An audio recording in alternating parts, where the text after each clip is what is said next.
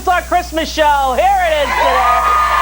Hi, Grace. Hi, Rosie. How are you? I'm very good, thank you. Lovely to meet you. Lovely to meet you, too. What does your T-shirt mean?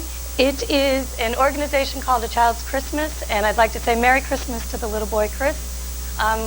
My husband, Patrick, is with me today, and our families get together every year and have a benefit for a child in need.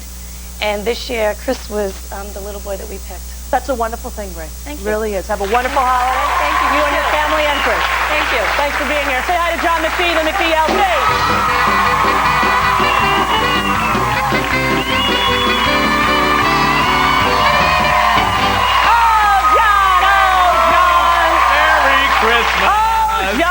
Happy holidays to you, my dear. Merry Christmas to you, my friend. Absolutely. We got to go quick. We got a big show. Absolutely. All right, Toys for Tots. It's the last day. Christmas is 2 days away. Yep. Thank you, Babar people. Babar the elephant. Over 200 toys for Toys for Tots. Babar the elephant. And the king of the elephant, Babar. Thank you to them and to the audience. Just because I feel like it, you're getting the Miss Grace lemon cakes because they're delicious. Oh, those are wonderful. You're also getting this lovely Yankee candle for the holidays because I'm feeling charitable. Wonderful. Perfect. All right. For our e-toys, this is the book I've chosen this week for Rosie's readers, ages 2 to 4. This is the Maisie dress-up book. My kids read this, love it. It's adorable.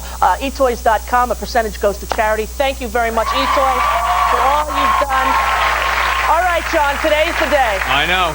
Today's the day. Not only do we have the First Lady, Right. not only do we have 2 incredible stories about adoption, Right. one family and John Stossel with a whole report that everyone has to hear. Right. We also have Alanis Morissette. That's right. And as if that wasn't enough, we reveal our Secret Santa. That's true. Where's your last gift? Is right that your here. last gift? Right here. I think I know what it is. All right, it's supposed to be the big one is the last one, right? Really? Yeah, okay. It's supposed to be big. All right. Let's see what mine is. All right. What you Oh, got? that's big. It's a jungle ball. Ferocious fun. Squeeze things. Nice. I don't know. What is yours? Mine is a McDonald's mug, but it was changed to McDaniel, which is very nice. Oh, that's so that funny. I know it's mine. All right, who's my That's Secret good. Santa? Who is it? You have to admit it. Who is it today? Mom! I didn't think it was you! Oh my God! I was thinking it was David. I know. Who's yours? God. Who's yours? I don't know. You don't know? Who am I getting? I got Morris. No. Who is I your got Secret stuff. I don't know. We have to ask. You mean who got me the stuff? Yeah. I have no idea. Santa? You don't know? No, who got me this? Honestly, you don't know? I don't know. Roll the tape. Did you get anything good? What'd you get? Well, I got a really crummy bottle of sparkling wine. Thank you very much. What'd you get? Actually, I did. I got. Well, it's not. I don't know what is it. It's mustache wax. I got Smells Be Gone. You're getting ripped by your little What's up Secret with Santa. that? Your Secret Santa is Satan. Black shoe polish. What's that about? What is that? My shoes. You have gotten the weirdest gift. It's so weird. It's so. Your odd. person is a psycho. Who is Hey, it? what is buttermilk pancake mix and syrup? It's lovely. Finally, a lovely Finally, you gift. got something good. What'd you get, Joe? Well, I got Listerine. Listerine! Someone is really trying to hoodwink you. That- Me! It's I me! love Can you that. believe it? I love that. That is so brilliant. When I got you, I thought everyone's going to think we fixed it, you I know? love that. Because I opened it was you. I'm like, what's the chances, you know? Really? I was so That is happy. excellent. Every day was an acting exercise. You were wonderful. You'd open it up, I'd pretend I didn't know what really it was. didn't know. I thought it was David. I go, oh, John, what'd you get? Yeah. I was such an actor. You were great.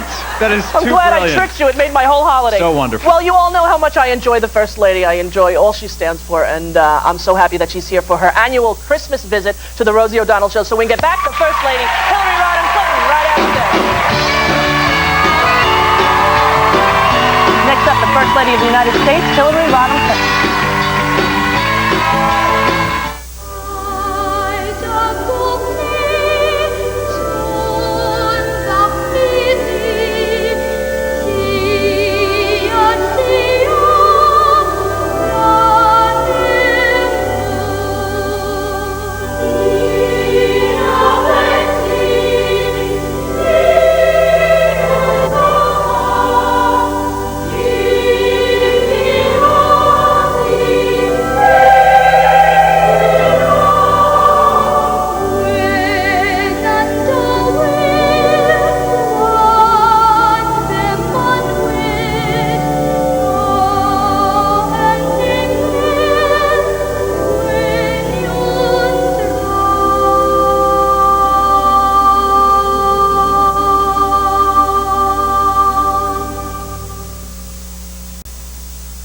Next, Rosie. She had a tough childhood. I had to carry water and wood for the fire. That's sort of different from what the people had to do. Now, see what Rosie does to make super kid Bridget Stewart's dream come true. Plus, Jason Priestley getting bare naked in America. Plus, she may be the U.S. Open champ, but Rosie's holding the court with this sport. I mean, right away out! I mean, right away out! And the music of Sarah McLachlan. Tomorrow.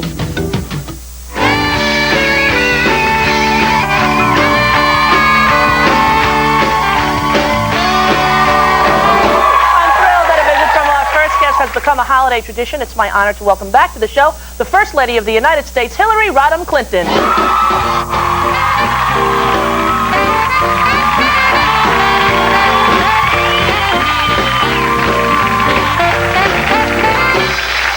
Well, how are you? Good to see you.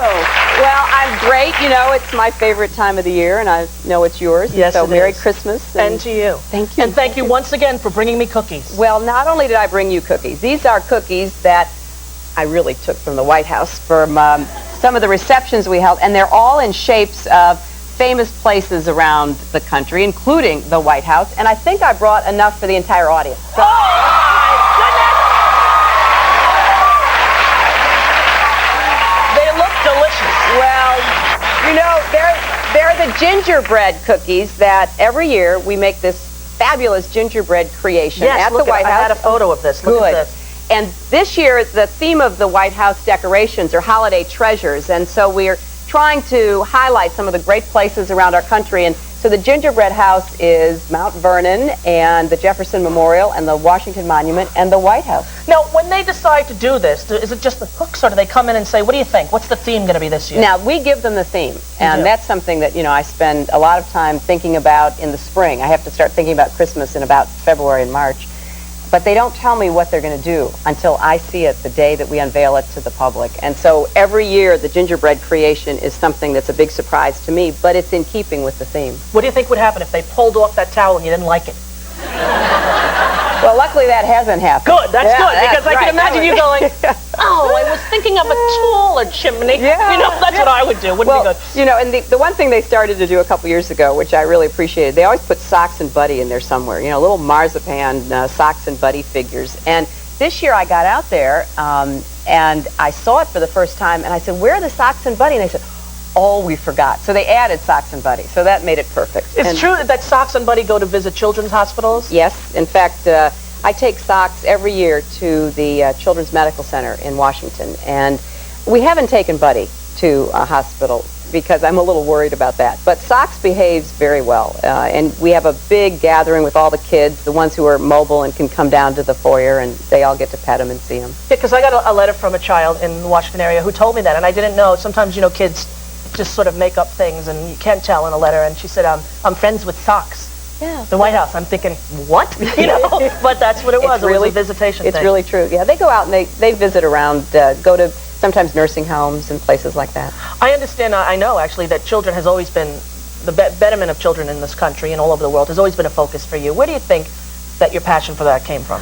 You know, I thought about that, and I think it comes from my mother. And, you know, the example she set, because she didn't have the best growing up years, and there were some tough times for her. But then the way that she took care of my brothers and me and her devotion to us, and I brought her with me today because we're spending the holidays together, and so maybe you'll get to meet her later. Yeah, maybe we'll bring her down in the second segment. We'll throw a mic on her. She looks like a mom from Central Casting. You think if you so? were to cast the perfect mother for you, that's what it looks like. You called up a Hollywood casting agent and said, I want the perfect mother, and she's exactly it. Well, she was a perfect mother. See, that's nice. Yeah. Really, I'm always envious. There she is. We'll bring her down later. Get the camera off or leave her alone. Now, recently, the foster care bill that was signed just last week, I was very interested in that. We're going to have John Stossel on later, who recently did a report about foster care. Good. We have an adoption story coming up in a few minutes. And that is such an important issue. Yeah. Well, I know you've been devoted to this issue, and with your own children and others that you've cared about, and I don't think there is a more important issue. I mean, it's something that, you know, has been a lifelong concern of mine, and there are now more than 500,000 children in foster care. And, you know, when a child is taken from that child's family for whatever reason, that child becomes all of our responsibility. And that's why I don't think we've done enough to take care of foster children. So we've tried to change the laws in the last 6.5 years to make it easier to adopt, to make it easier to terminate parental rights. When a child has been severely abused and neglected, I think the adults have no more rights to that child. I and agree. that child deserves to be put into a loving, adoptive, permanent family. And it's so sad when you get involved in foster care to find out just how difficult that is. It is difficult. And, Yeah. and it's difficult for, some legitimate reasons. I've done cases representing foster children and representing foster parents who wanted to adopt. And, when you do stand before a judge and say, terminate this parent's rights, I mean, that's a huge responsibility. And you don't want to enter into it lightly. But on the other hand, you should have a time limit, which we now have in the federal law, having changed it in 1997, so that a decision should be made as soon as possible. If a child can be returned home, everyone's for that. But if it's not going to work, either because of drug or alcohol abuse or sexual abuse or physical abuse or whatever those terrible circumstances are, then let's begin to move that child into the adoption system. We're going to, I think, meet our goal of doubling adoptions by the year 2002. I'd like to see them tripled or quadrupled. I just think the more we can give our children who are in foster care the hope, realistically, of returning home so that their family will take care of them or going into a new family, that ought to be a goal for our entire country. There are so many children who age out of the foster system. So Right. they've gone through 10, 15 years in foster care, never were adopted, and now they're legal adults. That's and right. that's what this new bill was dealing with. When when I'd worked on foster care for a long time, but I didn't focus on the problem of aging out until a couple of years ago. And it is, in most states, the fact that when you turn 18 or graduate from high school, whichever comes first, you're out of the foster care system. So can you imagine you're in the middle of your senior year in high school, you turn 18, and they come to you with a plastic bag filled with your possessions and say it's time for you to leave and you have nowhere to go. And no money. And no money, no health insurance. And so I've met kids who were living in emergency rooms and metro stations and on the streets and going from place to place trying to finish high school. And they had absolutely no hope for the future. So we finally have gotten some legislation through the Congress, worked very hard. I'm glad it was bipartisan, which made it even better, which is going to give some support to these kids. We have 25,000 a year who age out of the foster care system. They need to be given the skills to live on their own. They need to be given the health insurance so that if they're sick, there's some way they can be taken care of. They need to be supported to finish high school and go on with education or into the military or get a good job. So now we have a chance to do that. And when we had the ceremony at the White House, 2 young people spoke, and there wasn't a dry eye in the place as they talked about what their lives had been like in foster care and what happened when they were basically told you're on your own.